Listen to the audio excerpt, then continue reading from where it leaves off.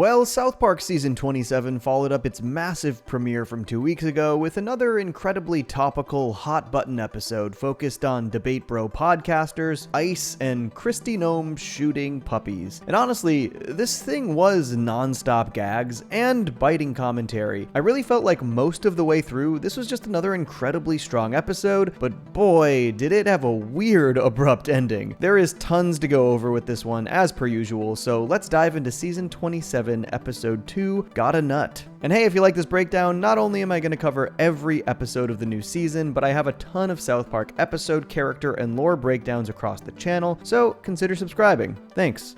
Okay, so South Park Studios opted to take 2 weeks for their second episode of the season after their premiere made such huge waves, and while the episode overall was really strong, I'm really surprised that they landed on this ending with that extra production time. But you can also see how much of that extra time went into the production value, because they had some amazing looking locations and sequences. The episode starts with the boys complaining about somebody making inflammatory remarks on their debating podcast about women, Jews, etc., clearly alluding to Cartman before the show reveals that it's actually Clyde. The entire school seems to be up in arms, and fittingly they have Wendy and Kyle confront Clyde to complain. Well, that sounds like a very female and Jew thing to say. If you guys don't like it, why don't you come debate me on my podcast? This follows up the previous episode's Cartman storyline pretty directly, where he felt very lost given how much of the world is more or less repeating his shtick these days. He no longer feels special. And that's exactly how he's feeling here, seeing Clyde take his place as the offensive provocateur who's getting all the attention for it. Particularly the attention of Kyle, might I add. One of the things that sets Cartman off is hearing Kyle call Clyde a fat ass. There's almost like a jealousy here. This leads to Cartman basically playing catch-up with people like Clyde to adopt these debate bro tactics to try and stay relevant, even though Clyde has ripped Cartman's talking points and just repackaged them. And also be sure to hashtag respect Clyde's authority.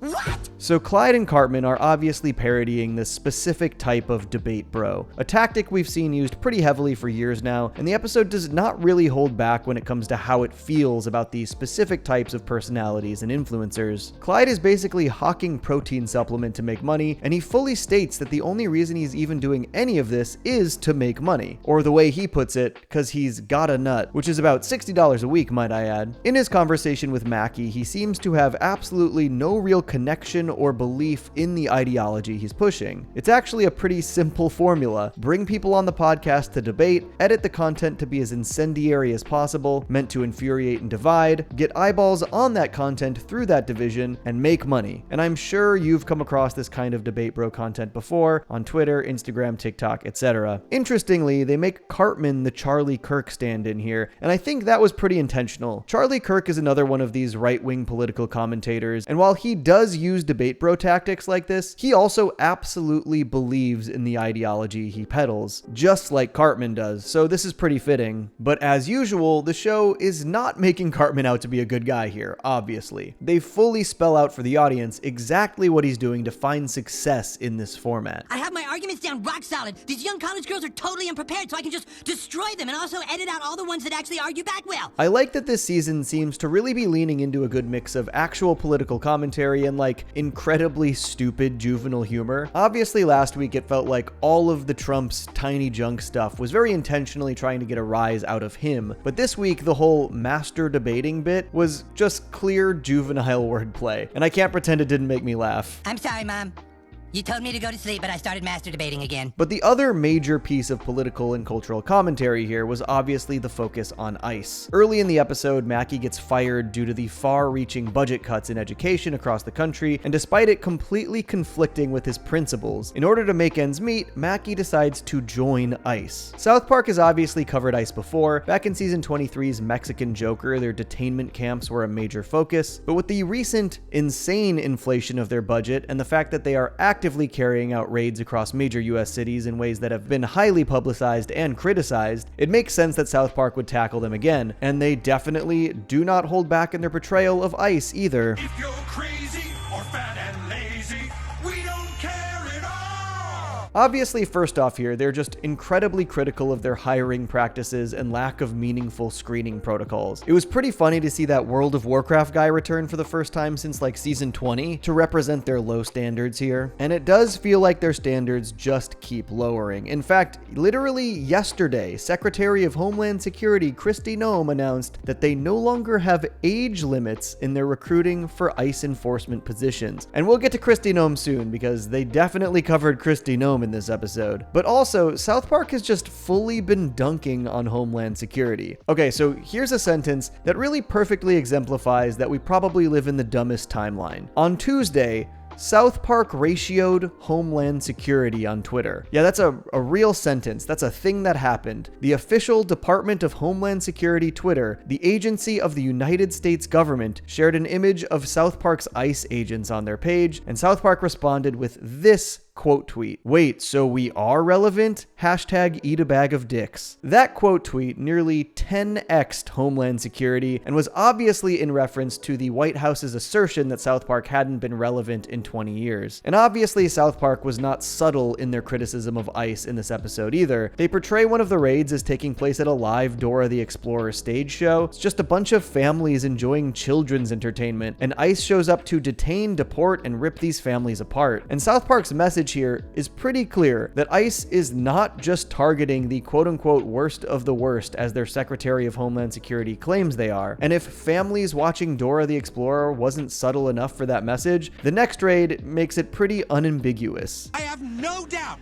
that there are many, many Latinos in heaven. Yeah, ICE rolls up on heaven. Again, not very subtle, but absolutely and obviously scathing. They are flat out saying that ICE's goals are to deport as many people as possible, no matter the context of their life or quality of their character, even if they are literally in heaven. Remember, only detain the brown ones. And this episode is not kind to Kristi Noem either, nor should it be. They took aim at her in two specific ways, outside of her being this bizarre ICE mascot. But the first was in response to something she wrote about in her memoir. In maybe one of the most bizarre political moves I've ever heard of in my life, she detailed how she shot one of her hunting dogs because it wouldn't behave. Like, she wrote this story about her life as though it was an anecdote that made her relatable. She basically failed to train a dog so disastrously that she opted to murder it. And so, as you might expect, South Park shows Kristi Noem killing like 5 puppies over the course of this episode, including Crypto. Hope Soup doesn't find out. There's also this whole body horror subplot where Noem's face keeps melting and trying to escape her body, only for this group of stylists to come and touch her up as often as needed, which I feel like is not just ripping on Noem, but also commentary on the way that they're basically trying to give these kinds of government agencies marketing facelifts, make them look shiny and appealing. Cartman's story sort of just dissolves in this one, though in a pretty funny way. He loses the Charlie Kirk Award for master debating to Clyde, who wins a trip to Mar-a-Lago. I really liked how fully fed up Leanne was with all of this. I feel like over the past few seasons, we've been seeing her become more and more fed up with Eric's antics, and it's nice to see that character evolution. She used to sort of just be the yes mom archetype, and similar to Clyde, Mackie ends up being such a good ICE agent despite not even believing in the work he's doing that he ends up being honored by the president at Mar-a-Lago to become the new face of ICE. Honestly, while I did really think the ICE commentary was well handled here, from a story perspective, the idea of them wanting to make Mackie the face of ICE felt a little silly to me. I mean, this guy's face? Though I guess when your vice president is JD Vance, it's all relative, right? Okay, let's talk about this entire Mar-a-Lago sequence. First of all, insanely gorgeous location for South Park. Between this and heaven, it feels like we can really see where the work goes when they have that extra week to produce the show. But damn, I kind of felt like this location was a little bit wasted. I think they definitely wanted to prioritize getting more Trump content in this one after the premiere landed the way it did, and after the White House's furious response. And honestly, they fit a lot of stuff into this short 5 minutes that they spent in Mar-a-Lago. There was some super obvious, non-subtle stuff that people are definitely going to talk about on social media. All the Saddam Trump stuff again, this time joined by this little Oompa Loompa ass JD Vance who offers to do the lubing for him and Satan. Honestly, pretty spot on characterization for our vice president. Just Just major minion energy from that dude. A lube guy through and through. But I actually think the more damning commentary in the Mar-a-Lago sequence is everything they showed happening there. Obviously, they made brief mention of Trump's relation to the Epstein files in the season premiere, but South Park's portrayal of Mar-a-Lago was, did anyone else think it was a little Epstein-y? All of the people who worked there were pretty young-looking girls, and Mackie keeps walking in on them massaging old men, not looking enthused about it. And I guess if that wasn't subtle enough, he also walks in on Dora the Explorer giving an old man a massage. Now, obviously, this is somebody in a Dora costume, but come on. I think the implication here is clear. That is a child character giving an old man a massage. Not to mention that this is one of the first things Trump says when they get there. Mar-a-Lago is for everyone that's got a nut. As I mentioned, though, the end of this episode is very strange. Mackie fleeing Trump leads to a very clear emotional climax as he finds Clyde, and we get bookended counseling sessions between the two of them, tying the messages of their stories together. Mackie basically spells out that betraying your actual beliefs and principles in order to make a bag is only going to lead to sadness, basically stating that his experience with Ice and Clyde's Debate Bro podcast grift are very similar circumstances, and I think it's a good ending emotionally, and then the rest of the ending happens. Honestly, this entire Mar-a-Lago sequence felt to me like it could have been its own episode, and it seemed like they had enough ideas packed into those 5 minutes, and such a different tone in those 5 minutes, that they could have done like a horror-y Escape from Mar-a-Lago type episode. They portray it as this incredibly creepy location. The way Mackie keeps walking in on these gross massages reminds me a lot of the dog costume moment in The Shining. And then obviously they seem to be doing this whole The Thing type monster subplot with Kristi Noem's melting face. Good body horror stuff. They even showed it latch onto one of the other ICE agents, but then in the next scene, he just kind of brings it back to her. No consequences to what seemed like a genuine horror parody sequence. Not to mention, we see Mackie and Clyde go to the plane, but we don't ever see the plane leave the island. Instead, it just shows this absolutely bizarre Peanuts parody ending. And honestly, I feel like this could have worked as an ending. Really, all I feel like they needed to do was add a shot of the plane flying away from Mar-a-Lago over the Peanuts whistling. I think that would have gone a really long way to make it feel like an ending, to make it feel less abrupt and confusing. I honestly felt like I was missing something when it ended, like I just didn't understand what I had seen. But the reality is that the emotional story really ended at the Mackie and Clyde scene. I'm sure I'm not the only one who felt this ending beat was a little off. Matt and Trey definitely love their Peanuts homages. This isn't the first time they've used one, but this very much had the vibe of, we don't really know how to end this, which is a shame because it kind of left me with a confused feeling after what was otherwise just a very funny episode filled with some great biting commentary. Though I will say, as much as I am appreciating that the show is fully taking aim at a lot of things that deserve to be satirized and other things that really should be illuminated, I hope the show does get back to using the main boys in the next episode. Obviously, we got a lot of Cartman here, but almost no Kyle, Stan, or Kenny throughout the first 2 episodes of the season. Though, it also appears like we're gonna have to wait another 2 weeks for the next episode. It really seems like South Park is running season 27 on a 2-week production cycle for each episode. During the broadcast, they advertised that next Wednesday, August 13th, is South Park Day to celebrate the 28-year anniversary of the series premiere. And they're doing that with a day-long marathon that's supposedly leading up to an airing of the pilot. But there was no mention of the new episode that should be airing that day as well. So I don't think we should be expecting that there's going to be a new episode next week. We're probably getting episode 3 on August 20th. And if they maintain that 2-week schedule, South Park won't be airing its season finale until sometime in November, which is kind of crazy. It's a really strange production plan, and I'm curious if fans are going to lose patience at all waiting 2 weeks per episode. Personally, I think if the episodes make a big enough splash, people will get over it, but they really need to deliver. And I feel like this week's weird ending left me a tad disappointed since we know they took an extra week to produce the episode. Like they really couldn't figure out this ending even though they had a whole extra week. Though, if we do continue to get more really cool new locations like Mar-a-Lago in this one, that will be a benefit for sure. Overall, this was a pretty good follow-up to that monumental premiere. It was really strong for most of the runtime, but just ended in such a bizarre way, and I'm curious how that colored other people's experiences with the episode. I'm sure many clips will still be shared across social media. There's plenty of great images and hilarious social commentary here, and I expect they'll follow up in 2 weeks with something equally biting. But what did y'all think of the episode? How do you feel about that ending? watching and possibly waiting 2 weeks per episode this year. Let me know below in the comments,